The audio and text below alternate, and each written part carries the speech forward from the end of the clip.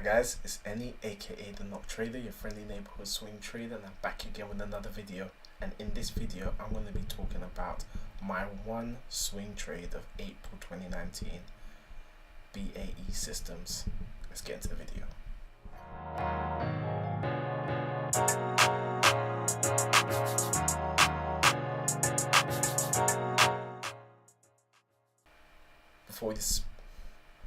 Before we start this video, please can you like and subscribe to the channel. I've got Facebook, Twitter and Instagram at the Knock Trader on all social media platforms. And if you want to join my mailing list, the link is in the description below. Now let's get into the video.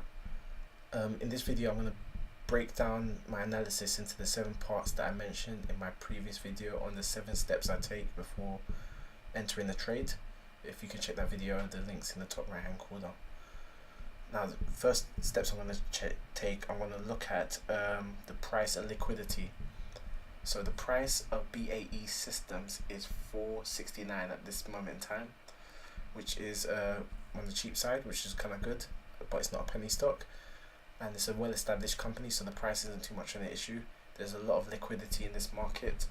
I can tell because if you look here, look at the volume being traded. The volume being traded at most times is high numbers, so you're looking at 3,000, so that's that nearly a million, nearly half a million at some points, the volume that's being traded. So there's a good volume being traded in this market, which is good, so liquidity is not an issue.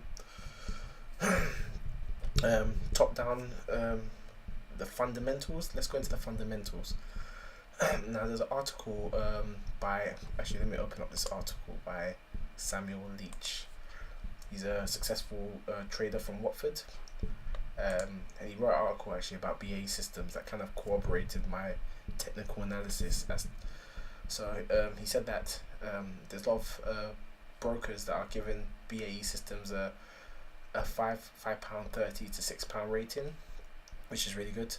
So that means that that's where they think it's going to go up to. Its intrinsic value currently sits at 43% discount, so he believes that it's 43% below what the price that it should be, and it's 40% off its 2018 highs, so that's quite a long drop off from where it was last year. The trading below the sector PE ratio, so what that means is that within this industry sector it's actually trading quite below what its competitors in that same industry are trading at, so there's a lot of room for growth. And there's 11.3% prediction in annual earnings, which is quite a lot, and they have 57% dividend yield. So yeah, all of these things kind of fall into the fact that corroborate the fact that it looks like a buy. No thanks. Another thing that wasn't mentioned in that article was that they actually won a defense contract with the Pentagon to build their tanks. That comes up to the price of £500 million, £500 million, or is it dollars? I'm not sure. I'll put the image up of the news article about it, which is a lot of money for them to win a contract for, which is really good for us. Well, look good for them, more like. So the fundamentals are good. Now risk to reward. I've already entered this trade, as you can see. If you've been on my Twitter or my Instagram, you know that I already entered this trade, and I entered at the worst time. I entered at 477, and then the price fell. The reason why the price fell and broke out of the support but I held my position was I knew that this was just a market reaction to the fact that the inverse yield, the yield curve for the bonds had inverted, and that caused panic selling across the world in all markets. I made a video about that explaining the reason behind that. I put a link in the links in the top right hand corner as well. But it was the inverse yield curve is an omen of a recession coming. But I knew that panic would subside.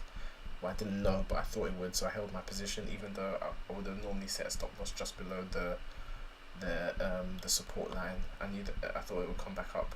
And it's already regained about the 2/3 of the value that it lost. I was down about £200, and now I'm down about £70, and I still think it's gonna carry on rallying up and go break even and go past the break even point. So yeah, the risk to reward right now for this stock is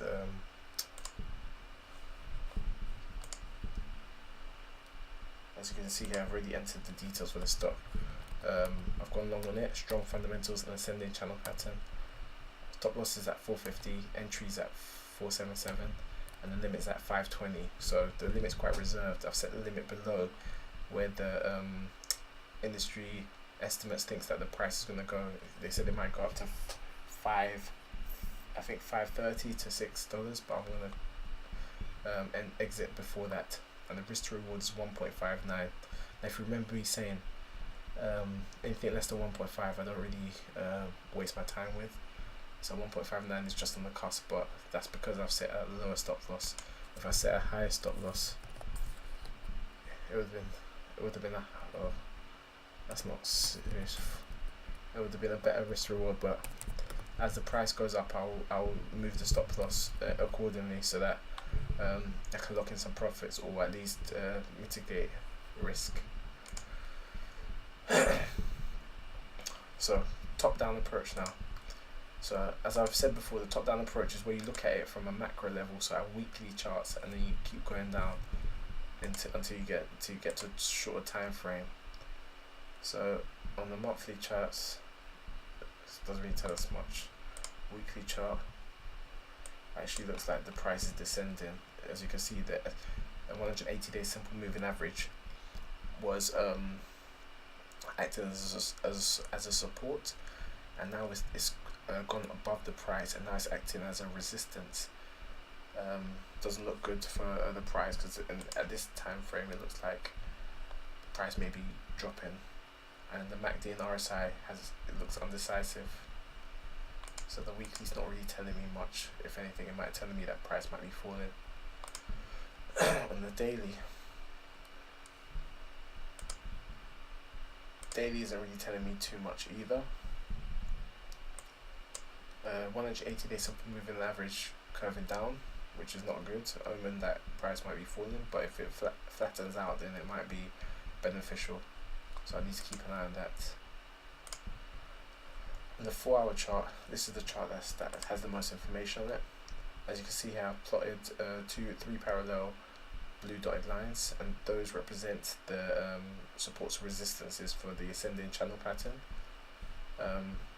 My assumption before the inverse yield curve scare was that price would go up, come down, double bottom, and then carry on going up. And the real test would be when it pushed up past the 180-day simple moving average on the 4-hour chart. Once it breaks this, I think it's smooth sailing up to about £5.30. So now that it's recovered from the big major dip on Monday, and it's recovered a bit, I just need to recover past this point. Once it gets past this point, I feel that the climb won't be as much of a issue. If it wants to break out to the downside, this will be where it does it, when it hits the 180-day simple moving average on the 4-hour chart. On the 1-hour chart, once again, it's just making high highs. It's good to see. You can see that it's broke the 15-day EMA, exponential moving average. It's just doing what it does, climbing, retracing, climbing, retracing, climbing, retracing. So I hope it just carries on doing that. I don't think I'll get any more real deeper information by going down in time frame, so I'm going to stop there for the top down approach.